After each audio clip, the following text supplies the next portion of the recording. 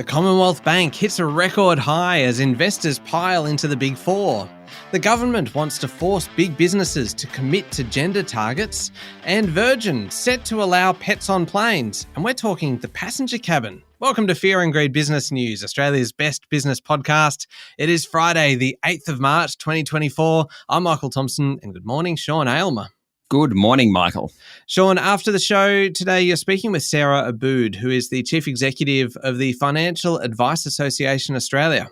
Yes, it's a great chat with Sarah. We start talking about financial literacy. Now, of course, it's International Women's Day today, and one of the real challenges for the economy is to ensure that women retire with as much money as men do. That's not happening at the moment. And Sarah chases that right back to financial literacy and the need to educate girls, even well before they become women, about finance. And then we go into financial planning and the state of the industry. It's a great chat. Yeah, it really is. It's coming up after the show. Well worth a listen today. The main story this morning, though, Sean, the Commonwealth Bank share price hit an all-time high of $119.37 yesterday, while Westpac's shares hit their highest level since 2015. And National Australia Bank reached its highest level since the global financial crisis. There are a bunch of moving parts in all of this. Falling interest rates, which we are likely to see later this year, are supposed to be bad for the banks, or at least bad for the bank's share prices. And profit margins, the net interest margins, the difference between what it pays on deposits and receives on loans, well, they're being squeezed. Also, most bank analysts are warning the Big Four are overpriced. So why are they doing so well? Well, given the banks are providing a dividend yield of 4% plus, they remain attractive to many investors, and they are gorillas in the market. 4 of the top 6 stocks on the ASX are banks, are the Big Four banks. So index funds, which mirror the ASX, have to buy them. Also, at this point in normal economic cycles, bad debts are picking up inside the banks, but we aren't seeing that at the moment, at least not at a level to cause concern. And that makes the Big Four more attractive than they might normally be. Since their lows in October last year, or it was late October, early November, Commonwealth Bank and National Australia Bank are both up around 23%. ANZ's up 19%, and Westpac has risen more than 30%. It is the main reason the S&P ASX 200 is up 14% since then.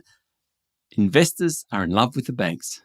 Yeah, clearly the banks are booming. Sean, what about, though, the other large stocks? I'm thinking things like kind of BHP and CSL. Okay, so let's take the top 10. The big Australian, BHP, has not had a good time of it, mostly on the back of fears about the Chinese economy and a massive fine it had to pay in Brazil. Its share price is down 13% this year. Number 7 stock, Fortescue Metals Group, fits into that category as well. It's off about 11% this year. It didn't have to pay the fine in Brazil, but it certainly has struggled because of the Chinese economy. So that's 1 and 7. Number 3 is healthcare leader, CSL. It's been flat for most of this year. Then the 8th largest company is Wesfarmers. It's done well on the back of its retailers, Bunnings, Officeworks, that type of thing. Its share price is up 16% this year so far. Macquarie Group is next at 9. It's up just 6% this year. And finally, there's Goodman Group, the industrial property company, which recently cracked the top 10. Investors can't get enough of it. A lot of that is on the back of data centers and the AI boom, that type of thing. Its share price is up 23% this year. All right. Broadly speaking then, Sean, how did local markets perform yesterday? Well, the S&P ASX 200 closed up about 0.5% to 7,764 points. Gold stocks led the way. Leader Northern Star Resources was up 2.6%. It was one of the best of the large caps, though not as good as healthcare group ResMed, which jumped 5.5%. WiseTech Global rose more than 1%. Coles did pretty well. Brambles did very well. A bunch of stocks went ex-dividend yesterday, including BHP, NIB, Rio Tinto, South32, Viva Energy and Woodside Energy. Okay, checking international markets now thanks to Blue Chip Communication, the experts helping financial services companies market, communicate and grow. Visit bluechipcommunication.com.au. And Sean, we need to talk about NVIDIA. We sure do. What Tesla was to 2022 and 2023, NVIDIA is to 2024. Its share price hit another high yesterday morning, valuing the company at $2.22 trillion US. Apple, which is down 9% so far this year, is worth $2.61 trillion. So it's quite possible that Nvidia will become the second largest company on Wall Street within months, behind Microsoft, which is worth $3 trillion. The part of the story I really like is the bit about the two directors who sold shares in recent days. In one case, the director who'd been on the board since 1993, long-term employee, he sold less than 10% of his holding. Now, the two together made about $180 million from the shares. That was less than 10% of one of their holdings. Well, that is amazing. And hey, but if he's been there for since 1993, good on him. Oh, totally. Absolutely. Before we leave these markets, though, we also need to talk about gold, Michael. It hit a fresh high yesterday. That's because Federal Reserve boss Jerome Powell reiterated that the US central bank will likely cut interest rates this year. He said the world's largest economy is nowhere near the point of falling into recession, and it's on a good path to achieve a soft landing. Powell expects inflation to keep falling and the economy to keep growing, which would be an appropriate setting to cut rates. As a result, markets moved. Gold hit a fresh high. The Aussie dollar even did something yesterday. It went to about 65.7 US cents. Oh, goodness me. Sean, we're supposed to be winding down towards the end of the week, and instead we have got a jam-packed show. We've got a bunch of stories still to come. We'll be back in a moment with the rest of the day's business news.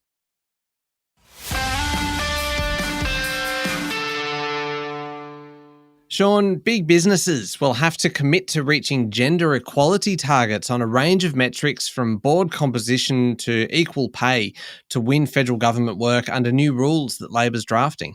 Finance Minister Katie Gallagher says that under the proposed rules, businesses with 500 or more employees will be required to show progress on reaching gender equality targets to be eligible to receive Commonwealth contracts from Treasury, Finance, Education, Attorney General, Social Services and other departments.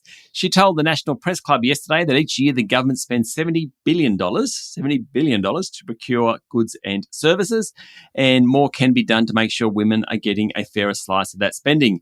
The Workplace Gender Equality Agency is developing and consulting on the framework, and it's expected that businesses would need to demonstrate their commitment to improving gender equality on boards, in the workforce, on pay, around flexible working arrangements, and improve efforts to prevent and address sexual harassment in the workplace. And Labor will push to pay superannuation on government-funded paid parental leave, though that won't be introduced until after the next election.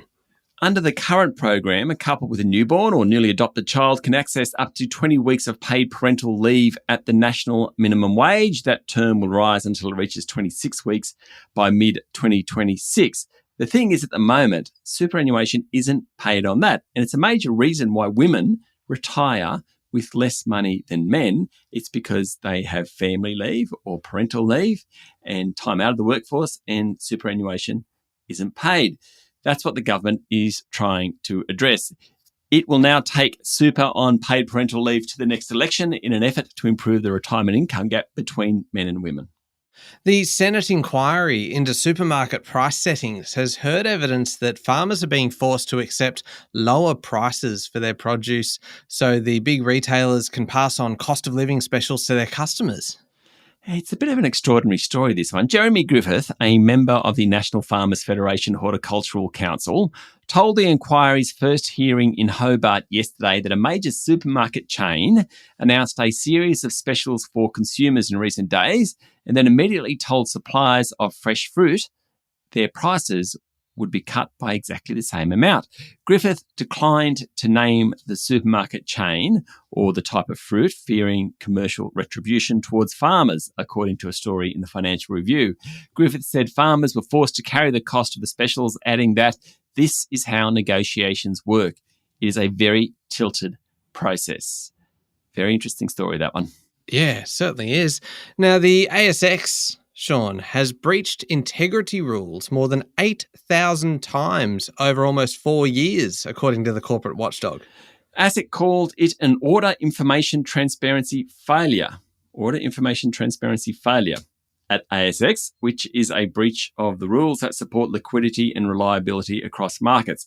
In other words, the Australian Securities and Investments Commission reckons the ASX hasn't done all it could or should around the transparency of trades. Now, transparency is all important in creating an efficient market. ASIC said ASX had failed to make that information available about orders for certain equity market products as a result of an incorrect system configuration. The ASX has paid a $1 million fine. Tesla has cut ties with Australia's biggest auto industry group, alleging it's making false claims in a bid to convince the government to water down new emission standards for car manufacturers.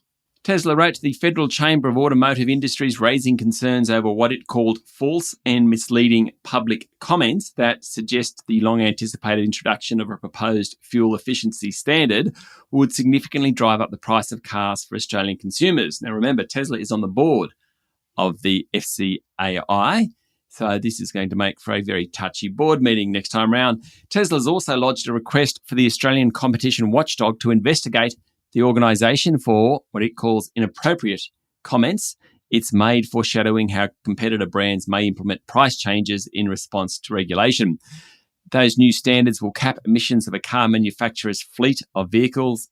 They'll apply only to new cars. They're designed to reduce emissions by 60% by 2030. And finally, Sean, before we get to international news, mention this one at the top of the show, and I'll be very interested in your thoughts on it. Virgin Australia will roll out a pet-friendly service over the next 12 months, allowing travellers to take small pets on board domestic flights. What is the world coming to? Seriously. I'm with you there. Small pets. Ferrets, perhaps? I was thinking ferrets as well. But also then what about like a small snake or a small lizard or a small frog? And they're all pets. No. Goodness me. The airline says research shows almost 70% of pet owners would prefer to travel with their animal in the cabin rather than in cargo. Virgin Chief Executive Officer Jane Herdlicker said the move, which is still subject to regulatory approval, would allow passengers to take small pets on domestic flights and sit in designated animal-friendly rows. That's well and good. But did Virgin survey the non-pet owner passengers, perhaps? I don't think so. God, and then there's the obvious questions about, you can't just let the dog out mid-flight, can you? No. This feels like it is fraught with challenges, danger. Oh, God. All right, we need to move on, Sean, to serious news, very serious international news here. The Houthi militia claimed responsibility for an attack on a commercial vessel off the coast of Yemen on Wednesday that Western officials said killed 2 or 3 people. It's the first fatalities from Houthi attacks since the group began targeting ships late last year. According to the New York Times, the crew abandoned the ship.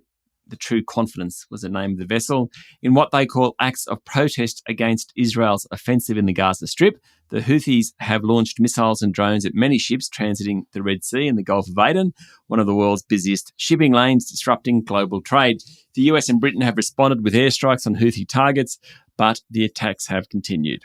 A Chinese man who worked as a software engineer at Google in California has been charged by the US Justice Department with stealing artificial intelligence trade secrets from the tech giant while covertly working for rival China-based companies. This has got a movie written all over it, Sean. It sure does. Ding Linwei, a 38-year-old Chinese national, was hired by Google in 2019 to work on the software used in its supercomputing data centers.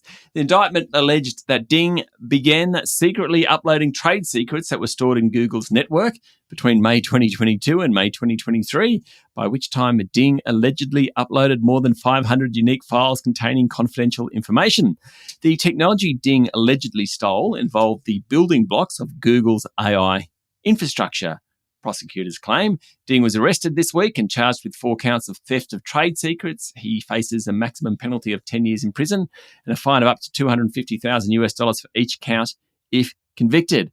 Pretty amazing story. As you say, that's got a movie written all over it.